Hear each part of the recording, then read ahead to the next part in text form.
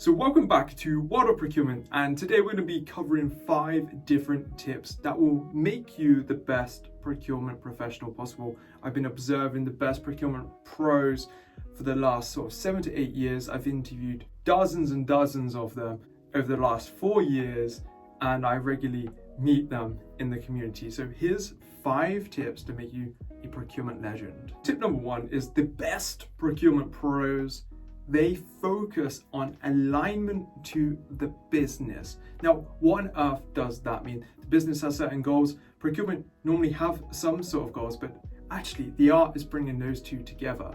We don't want to hear statements like them and us and different priorities and objectives. If your procurement team isn't aligned to what the rest of your business is doing, it has no idea, then it's in the wrong. The best procurement pros that I've met know exactly what business leaders and their colleagues around them need to do, what they need to achieve, and they enable them to do that. So this is fundamentally about dropping the ego, which seems to be a really common curse in procurement, and just working with your colleagues, right? They're on the same team as you, so work with them. So tip number 2 is that the best pros in procurement build trusted relationships. That's with their colleagues. So just coming back to that alignment piece, there's no way you can get aligned with the rest of your business. There's no way you can work as a team unless you have some sort of relationship with them. So that means going out, talking with people, engaging with people, interacting with people, figuring out what drives them, what doesn't drive them, what annoys them, and bringing that all together to make a really cool working environment. And that also goes for your suppliers. We absolutely cannot neglect them.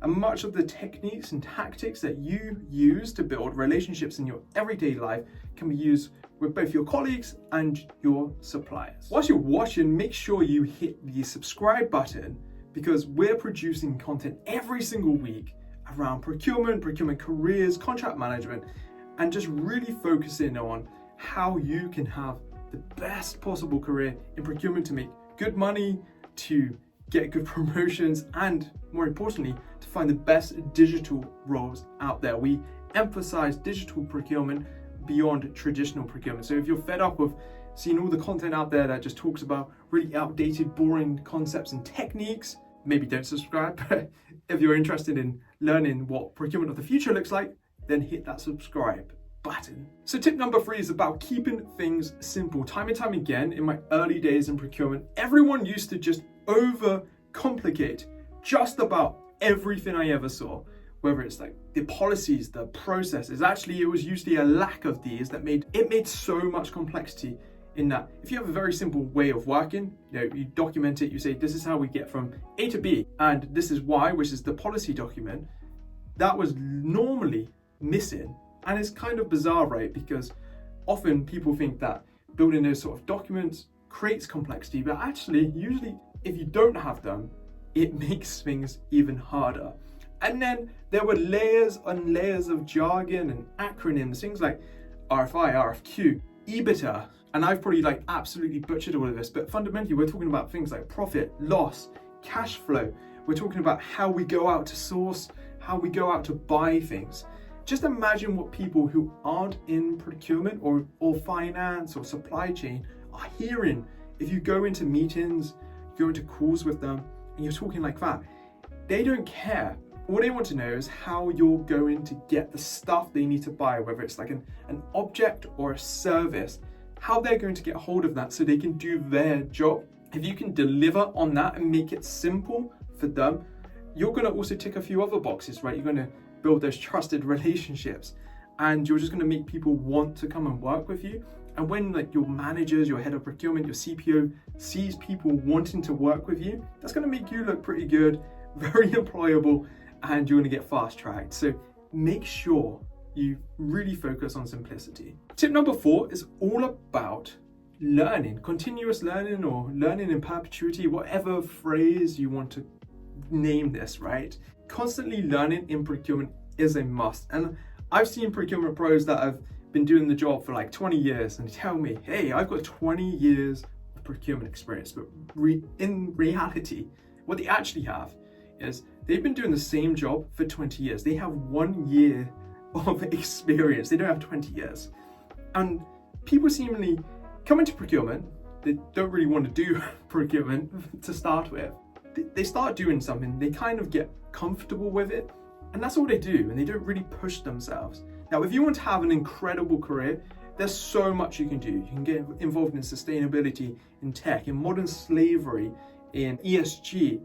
There's so much to do in this space, but if you're confined to only what you're doing at work and you're in this little bubble of maybe just pushing POs out, you're never going to realize there's a whole bright world of procurement out there for you. So I suggest reading books, listening to podcasts, joining the World of Procurement community over on Substack. There's a link in the description where we bring together people to talk about just about every part of procurement and what's possible from your career, from challenges that you have. So definitely check that out and never stop learning in procurement.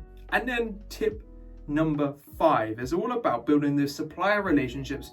It's a little bit more than tip number 2, which is about building those internal external relationships. It's about being that customer of choice. That means the person, the organization that your suppliers want to work with.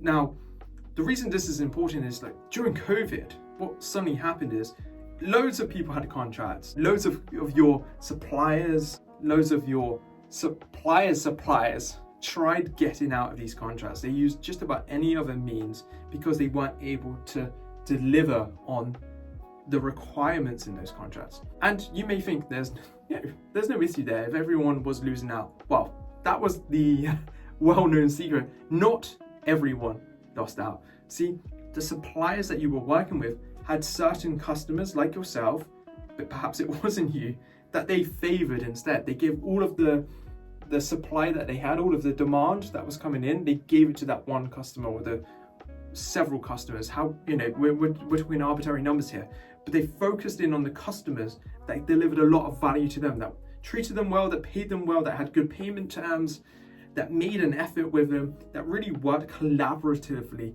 with them. And a lot of the suppliers who were getting absolutely beaten up by procurement teams on price, on negotiation points, just about on every point that mattered to them, suddenly had all the leverage and all the power, and they wielded it, they used it.